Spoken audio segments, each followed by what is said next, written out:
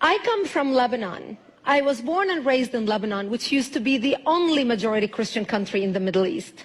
We were open-minded, we were fair, we were tolerant, we were multicultural. We prided ourselves in our multiculturalism. We had open border policy. We welcomed everyone to come to our country because we wanted to share with them the westernization which we had created in the heart of the Arabic world.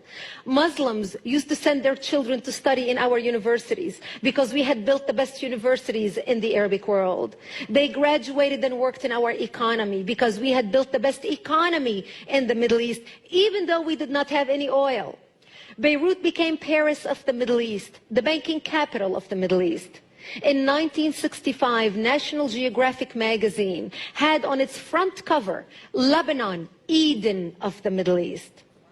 Unfortunately, all this began to change as the years went by. See, we got our independence in the early 40s. But by the 60s and 70s, the Christians had become the minority, and the Muslims had become the majority in Lebanon. And as the Islamic population grew in the country became less and less tolerant because they started pushing for more rights that were not compatible with our Judeo-Christian value system that we had created. And that's when the problems started.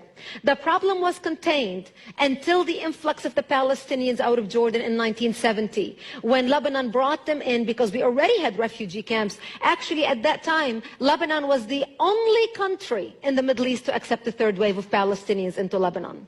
The majority of them were Muslims. They put their heads together with the Muslims in Lebanon and declared jihad on the Christians. What they wanted to do is create a base from which to fight Israel, kill the Jews, and throw them into the sea. Something they tried to do in Jordan. Yasser Arafat and the Palestinians tried to do in Jordan, but they failed because of the dictatorship of the king. Yet they were able to come to Lebanon, use our open-mindedness, our fairness, our tolerance, our multiculturalism, and our democracy to topple our democracy.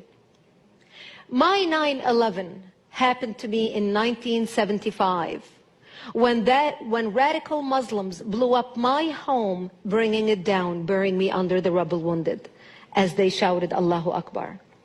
My only crime was that I was a Christian living in a Christian town. I ended up in a hospital for 2.5 months. And as I laid in a hospital bed, hooked up to IVs in both arms, I would ask my parents, why did they do this to us? Why did they attack us? And my father would tell me, because we are Christians, the Muslims consider us infidels and they want to kill us. So I knew since I was a 10-year-old child that I am wanted dead simply because I was born into the Christian faith and lived in a Christian town. This is something so foreign to Christians in America. Because in America, our idea of persecution is, oh, I took my Bible with me to work today and people looked at me funny. That's our idea of persecution.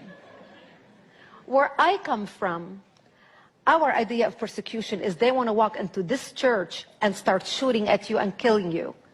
Just like what they're doing in Iraq right now, just like what they're doing in Egypt right now, just like what they're doing in Syria, just like what they did in Lebanon.